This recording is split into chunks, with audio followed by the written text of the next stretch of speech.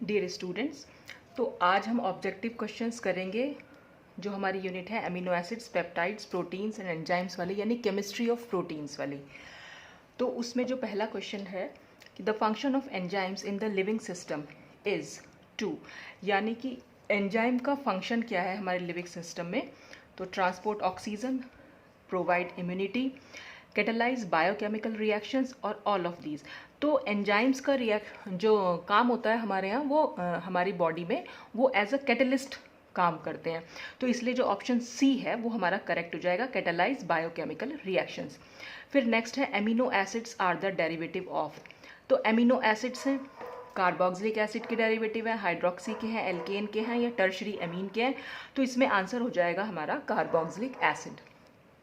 Protein is a polymer of. तो protein तो amino acid के पॉलीमर हैं, लेकिन वो कौन से एमिनो एसिड्स हैं, क्योंकि इसमें सारे ही ऑप्शंस जो हैं वो एमिनो एसिड हैं। एक सिंपल एमिनो एसिड लिखा हुआ है, दूसरा अल्फा डी एमिनो एसिड लिखा है, तीसरा अल्फा एल एमिनो एसिड लिखा है और बीटा एमिनो एसिड। तो पहली बात तो जो प्रोटीन पॉलीमर होते हैं वो अल्फा एमिनो एसिड्स होते हैं।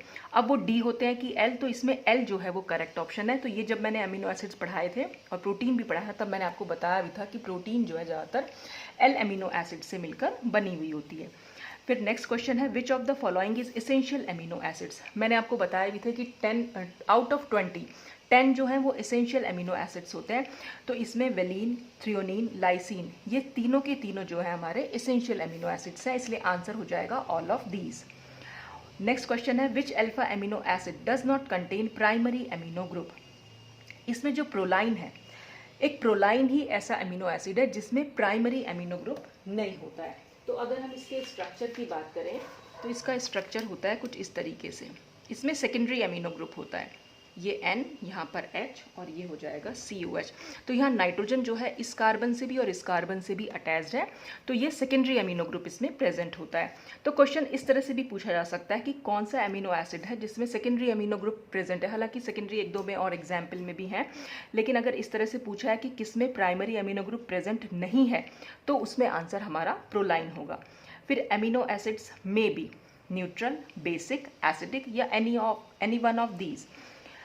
तो एमिनो एसिड्स कैसे हो सकते हैं भाई? न्यूट्रल भी हो सकते हैं, बेसिक भी हो सकते हैं, एसिडिक भी हो सकते हैं, तो कोई भी एक इनमें से हो सकते हैं। तो इसलिए एनी वन ऑफ दीज हम इसको लिख सकते हैं।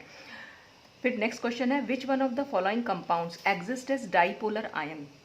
डाईपोलर आयन मतलब वही जो ज्यूटर आयन मैंने आपको पढ़ाए थे, तो वो एमिनो एसिड्स में ही होते हैं ज्यूटर आयन। तो जो एग्जाम्पल्स दी मतलब जो इसमें ऑप्शंस हैं वो कार्बोहाइड्रेट, तो कार्बोहाइड्रेट तो डाईपोलर आयन की तरह एग्जिस्ट नहीं करते हैं, ना ही फैटी एसिड्स करेंगे, ना अल्फा हेलो कार्बोनिल कंपाउंड्स। खाली एमिनो एसिड्स जो होते हैं वो डाईपोलर आयन की तरह एग्जिस्ट करते हैं। फिर नेक्स्ट है the given structure of alpha amino acid will exist at what pH. इसमें पूछा है किस पीएच पर। अब देखिए ये क्वेश्चन कितना डिफरेंट पूछ लिया इन्होंने पीएच पूछ ली, ये नहीं पूछा कि एसिडिक सॉल्यूशन में कैसा होगा या बेसिक सॉल्यूशन में। देखिए अगर आप लोगों ने पीएच के बारे में थोड़ा सा भी पढ़ा है तो पीएच अगर हमारी 7 है तो 7 पीएच का मतलब होता है सॉल्यूशन जो है हमारा न्यूट्रल है। अगर 7 से कम रहती है पीएच, ठीक है, तो सॉल्यूशन हमारा एसिडिक हो जाएगा। और अगर ग्रेटर देन 7 है तो सॉल्यूशन हमारा बेसिक हो जाएगा। ठीक, तो अब इन्होंने यहाँ क्या दे रखा है, यहाँ पर इन्होंने नाइट्रोजन पर पॉजिटिव चार्ज दिया हुआ है, इसको NH3 लिखा हुआ है। नॉर्मली हमारा जो एमिनो एसिड है उसका अगर हम स्ट्रक्चर यहाँ ड्रॉ करें तो COOH, जो हम जनरल स्ट्रक्चर ड्रॉ कर रहे हैं वो CH, ये R और यहाँ पर NH2 होता है। ठीक है, ये हमारा एक एमिनो एसिड है। अब अगर हम किसी एसिडिक सोल्यूशन में इसको डाल दें तो एसिडिक सोल्यूशन में डालने पर क्या होगा, यहाँ पर है इलेक्ट्रॉन्स, इसके पास इलेक्ट्रॉन की कमी है। तो ऑर्गेनिक रिएक्शंस में मैंने आपको बताया था जहाँ पर भी पॉजिटिव या नेगेटिव चार्ज हमें दिख रहा है वहाँ पर रिएक्शन होगी ही होगी। चार्ज ना भी दिख रहा हो, इलेक्ट्रॉन की कमी या इलेक्ट्रॉन की अधिकता हमें दिख रही है तो वहाँ पर रिएक्शन होगी ही होगी। तो यहाँ पर ये नाइट्रोजन अपने इलेक्ट्रॉन इस हाइड्रोजन को दे देगा, और जब इस हाइड्रोजन को दे देगा तो यहाँ पर नाइट्रोजन तो NH3 हो जाएगा, हाइड्रोजन के साथ बॉन्ड बन जाएगा इसका। तो पहले 2 हाइड्रोजन थे, अब 3 हाइड्रोजन आएंगे और नाइट्रोजन पर आ जाएगा पॉजिटिव चार्ज, और हमारा जो आयन है वो कैटायन की तरह एग्जिस्ट करेगा। इसका मतलब हम ये कह सकते हैं कि एसिडिक सोल्यूशन जब होगा तो सोल्यूशन में कैटायन हमें, एमिनो एसिड जो है वो कैटायन की तरह हमें मिलेगा। एसिडिक सोल्यूशन का क्या मतलब है, pH 7 से कम होगी। तो अब अगर हम यहाँ ऑप्शंस देखें, यहाँ पर pH 7 दे रखी तो 7 तो न्यूट्रल होती है, 14 7 से ज़्यादा अगर है तो बेसिक होगा, ये भी 12 भी 7 से ज़्यादा है, तो 7 से कम यहाँ पर सिर्फ एक ही ऑप्शन है 0, तो इसलिए यहाँ पर आंसर हो जाएगा 0। ठीक है, तो which of the following statement is correct, alpha amino acid present in protein are alpha L amino acids, तो ये तो करेक्ट सेंटेंस है अपने आप में। Amino acids contain NH2 as well as COH group, भाई एमिनो एसिड में amino group present है और एसिड ग्रुप भी प्रेजेंट है, तो ये सेंटेंस भी करेक्ट हो गया। Number of amino groups and carboxylic group is always same in all amino acids, नहीं ये गलत है, क्योंकि अगर नंबर ऑफ एमिनो ग्रुप ज़्यादा होंगे तो एमिनो और होता भी ऐसा क्योंकि बेसिक एमिनो एसिड्स भी होते हैं, तो बेसिक एमिनो एसिड्स में एमिनो ग्रुप का नंबर ज़्यादा होगा, एसिडिक एमिनो एसिड्स में कार्बोक्सिलिक ग्रुप का नंबर ज़्यादा होगा, और न्यूट्रल में ये एमिनो ग्रुप और कार्बोक्सिलिक का नंबर सेम होगा। लेकिन इन्होंने कहा है इन ऑल एमिनो एसिड्स, तो ऑल अल्फा एमिनो एसिड्स में दोनों के नंबर सेम नहीं होते हैं, सिर्फ न्यूट्रल में सेम होते हैं। फिर तो ये थर्ड वाला हमारा इनकरेक्ट हो जाएगा sentence. Concentration of dipolar ion is maximum at isoelectric point, और ये बात सही भी है, आइसोइलेक्ट्रिक पॉइंट पर, ये आइसोइलेक्ट्रिक पॉइंट मैंने बहुत अच्छे से एक्सप्लेन किया हुआ है एमिनो एसिड वाली यूनिट में, तो आप वहाँ जाकर इसको पढ़िएगा। तो ये फोर्थ सेंटेंस जो है अपने आप में करेक्ट है। तो इसका जो अगर हमें करेक्ट आंसर चूज़ करने को आएगा तो हम इसमें ऑप्शंस जो दे रखे हैं ओनली 1 और 2, तो 1 और 2 तो सही है, लेकिन 4 भी तो करेक्ट है, तो इसमें तो 4 ऑप्शन है ही नहीं, तो इसलिए ये नहीं लिख लगाएंगे हम 1 2 एंड 3। अब थर्ड तो इसमें गलत सेंटेंस है, तो ये भी हमारा नहीं हो सकता। फिर आया 1 2 3 एंड 4, तो 1 2 3 एंड 4 तो हो नहीं सकता क्योंकि 3 जो है हमारा वो इनकरेक्ट सेंटेंस है, तो सिर्फ ऑप्शन बचा हमारा 1 2 एंड 4, तो यही हमारा करेक्ट ऑप्शन है। फिर नेक्स्ट क्वेश्चन है minimum number of amino acids present in oligopeptide, तो ओलिगोपेप्टाइड में minimum number of amino acids 4 होते हैं, ये बात आप ध्यान रखिएगा। डाईपेप्टाइड होगा तो एमिनो एसिड्स का नंबर 2 होगा, ट्राईपेप्टाइड होगा तो एमिनो एसिड्स का नंबर 3 होगा, और ट्राईपेप्टाइड से आगे हमारे ओलिगोपेप्टाइड कहलाते हैं। Peptide linkages, peptide linkage CONH bond होता है, तो यहाँ पर COO है, ये नहीं हो सकता, CONH2 है, ये भी नहीं हो सकता, CONH2 NH2 है, ये भी नहीं हो सकता, तो CONH ये हमारा पेप्टाइड लिंकेज कहलाता है। जो एमिनो एसिड्स जब मिलते हैं आपस में उनके बीच में ये फॉर्म होता है, तो 2 एमिनो एसिड्स जब भी मिलेंगे वहाँ पर एक पेप्टाइड लिंकेज आएगा ही आएगा। ठीक है, अब आते तो ये अगर आप चाहें तो स्क्रीनशॉट ले सकते हैं इसका। अच्छा, इसके बाद क्या है, इसके बाद हम अपने नेक्स्ट इसमें जाते हैं। एक बार मैं चेक कर लेती हूँ कि आपको ये पूरी स्क्रीन दिखाई दे रही है कि नहीं दे रही है। तो ये इस तरह से थोड़ा सा इसको ऐसे करना पड़ेगा। अब इसमें नेक्स्ट क्वेश्चन है molecular mass of protein is, तो प्रोटीन का जो मॉलिक्यूलर मास होता है वो ग्रेटर देन 10,000 होता है, तो इसलिए ये ऑप्शन करेक्ट हो जाएगा। Fibrous proteins are insoluble in water, ये तो आप ध्यान रखिएगा कि फाइब्रस प्रोटीन्स जो होती हैं वो वाटर में इनसॉल्युबल होती हैं। Which of the following in is fibrous protein, तो केराटिन है, इंसुलिन है, मायोसिन दे रखा है, तो यहाँ पर जो आंसर आपका करेक्ट होगा केराटिन और मायोसिन, तो ये फोर्थ ऑप्शन आपका करेक्ट हो जाएगा, keratin as well as myosin, ये दोनों जो होती हैं फाइब्रस प्रोटीन होती हैं। Which of the following is water soluble protein, अब देखिए वाटर सॉल्युबल में यहाँ पर ऑप्शंस जो दिए गए हैं वो है हीमोग्लोबिन, इंसुलिन, मायोसिन, और फिर लिख रखा है A एंड B। तो देखिए मायोसिन तो अभी अभी हमने पढ़ा कि फाइब्रस प्रोटीन है, ऊपर वाले क्वेश्चन में ही था जो हमारा मायोसिन यहाँ पर था, और मायोसिन फाइब्रस है, तो फाइब्रस हमेशा इनसॉल्युबल इन वाटर होते हैं, तो इसलिए ये मायोसिन वाला करेक्ट तो हो ही नहीं सकता करेक्ट। तो हीमोग्लोबिन एंड इंसुलिन ये दोनों के दोनों जो होते हैं वो वाटर सॉल्युबल प्रोटीन होती हैं। फिर नेक्स्ट क्वेश्चन है albumin is which type of protein, तो एल्ब्यूमिन अपने आप में एक सिंपल प्रोटीन है, तो सिंपल इसमें ऑप्शन है कॉन्जुगेटेड, डिराइव्ड और ग्लाइकोप्रोटीन, तो ये सिंपल प्रोटीन है। विच of the following contains prosthetic group, अब देखिए प्रोस्थेटिक ग्रुप मैंने बहुत कभी पढ़ाया तो था नहीं, इसमें आपके यहाँ बहुत ज़्यादा डिटेल में है भी नहीं प्रोटीन्स, तो प्रोटीन्स में ना एक नॉन प्रोटीन पार्ट होता है, ठीक है, उसको हम प्रोस्थेटिक ग्रुप बोलते हैं, जो प्रोटीन से अटैच्ड होता है, जनरली कॉन्जुगेटेड प्रोटीन में हमें देखने को मिलता है। तो यहाँ पर जो आंसर होगा कि किस में प्रोस्थेटिक ग्रुप पाया जाता है, तो न्यूक्लियोप्रोटीन में भी है, ग्लाइकोप्रोटीन में भी है, हीमोग्लोबिन में भी है। हीमोग्लोबिन में जो हीम है वो हमारा नॉन प्रोस्थेटिक ग्रुप होता है, तो इसलिए करेक्ट आंसर हो जाएगा ऑल ऑफ दीज।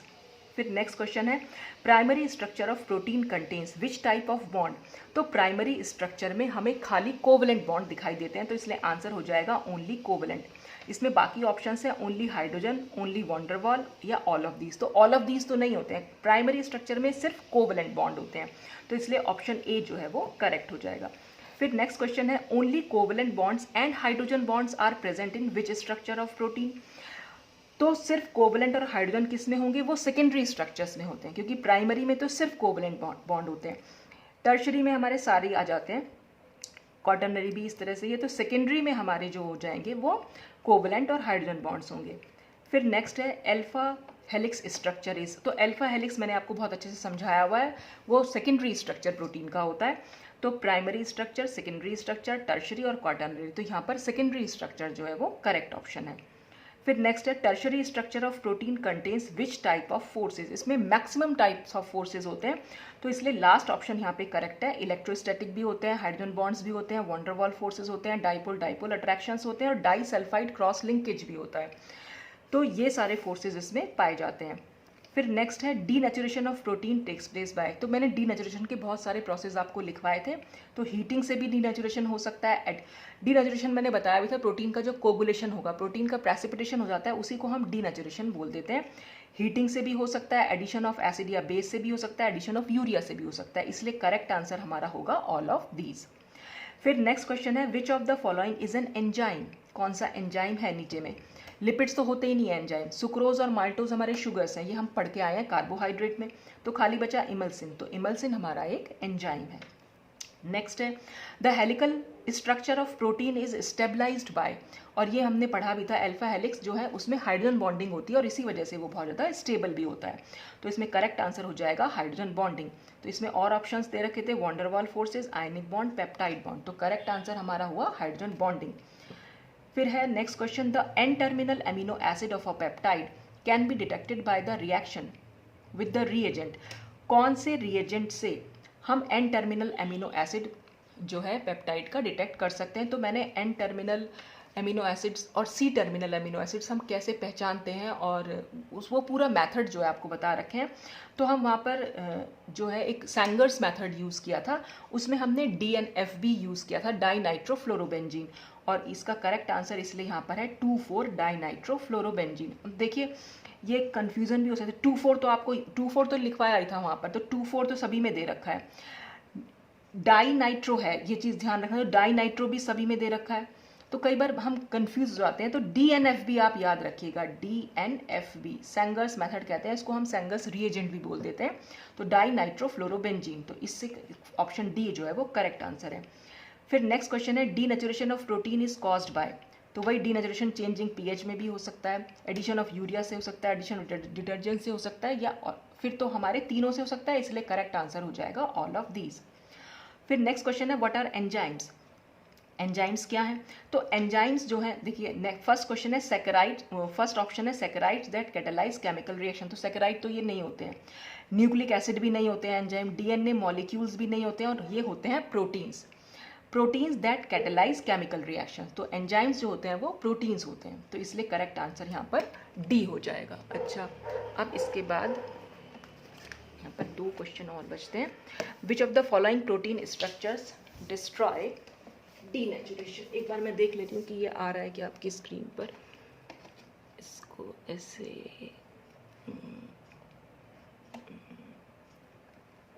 ऐसे हुआ।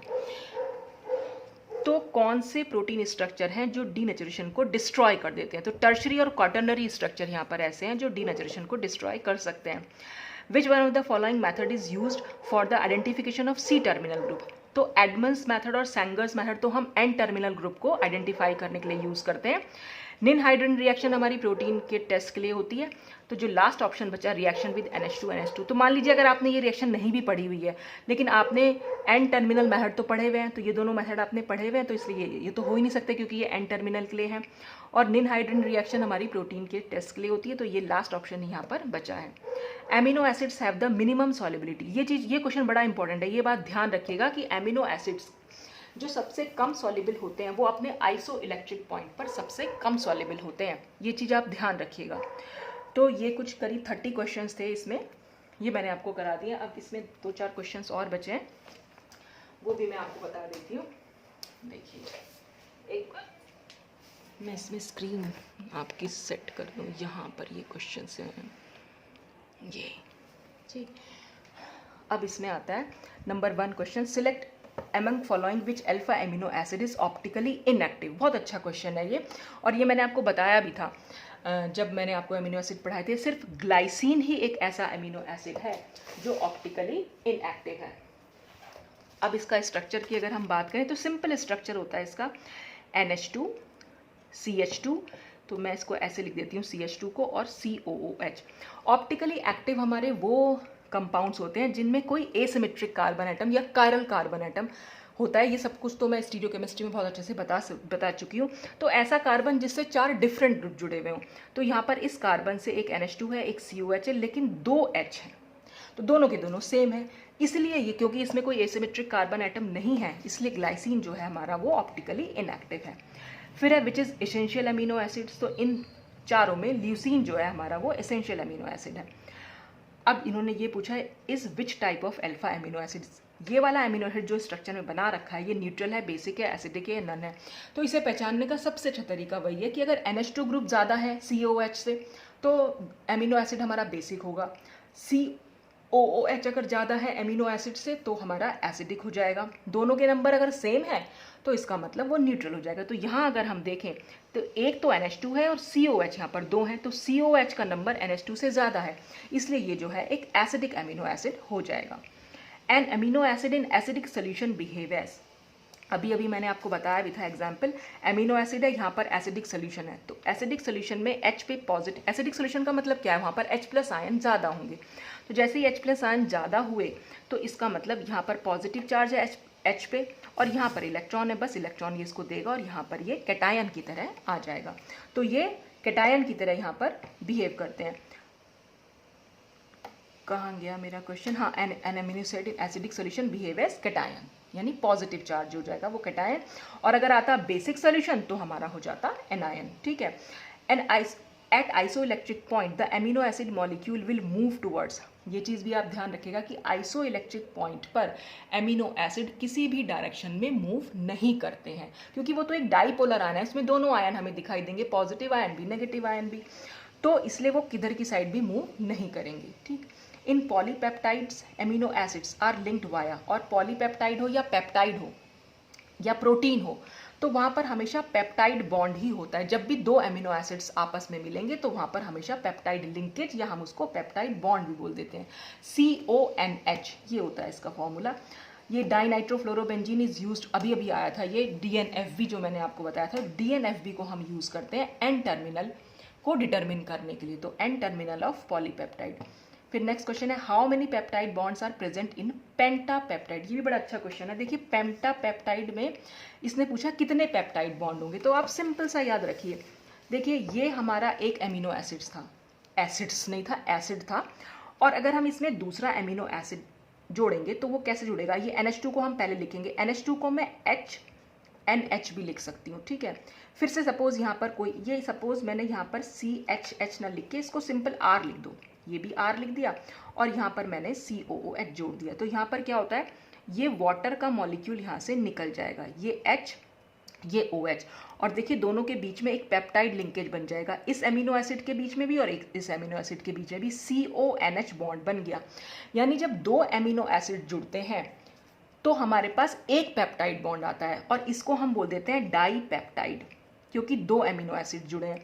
तो 2 एमिनो एसिड से डाईपेप्टाइड है, और डाईपेप्टाइड में सिर्फ एक पेप्टाइड लिंकेज होता है। तो इसका मतलब जो भी हमारा पेप्टाइड, जितने भी पेप्टाइड बनेगा, चाहे ट्राईपेप्टाइड बने, पेंटा बने, हेक्सा बने, उसमें हमेशा उसमें से एक नंबर कम कर दीजिए, उतने पेप्टाइड बॉन्ड वहाँ पर होंगे। जैसे कि यहाँ पर इन्होंने पूछा है पेंटापेप्टाइड, अब पेंटा का मतलब होता है 5, तो 5 पेप्टाइड है वहाँ पर, यानी कि तो वहाँ पर 5 एमिनो एसिड जुड़े हुए होंगे, लेकिन लिंकेज कितने बनेंगे, एक कम बनेगा, तो 5 में से 1 गया तो 4, तो इसलिए यहाँ पर 4 प्रेजेंट है, तो कभी भी अगर वो पूछते हेक्सापेप्टाइड तो यहाँ पर 5 आंसर होता, वो पूछेंगे डाईपेप्टाइड तो 1 आंसर हो जाएगा, ठीक है, ट्राईपेप्टाइड तो 2 आंसर हो जाएगा। मतलब जितना पेप्टाइड का नंबर दे रखा होगा उससे आपको सिर्फ एक नंबर कम करना है, उतने पेप्टाइड बॉन्ड वहाँ पर पॉसिबल होंगे। विच structure of protein is highly stable, तो टर्शरी स्ट्रक्चर जो प्रोटीन का होता है वो हाईली स्टेबल होता है। तो ये क्वेश्चंस थे हमारे केमिस्ट्री ऑफ प्रोटीन्स में से, कुछ एमसीक्यूज में आपके सामने लेके आई। अब इसके बाद मैंने बाकी जो इंट्रोडक्टरी मेडिसिनल केमिस्ट्री है उसको तो मैंने कराई दिया, बस सिर्फ एक यूनिट और बची है न्यूक्लिक एसिड की, उसके हमारे जो है एमसीक्यूज रहते हैं, तो वो भी मैं आपको करवा दूंगी। तो आज के लिए बस इतना ही। Thanks for watching.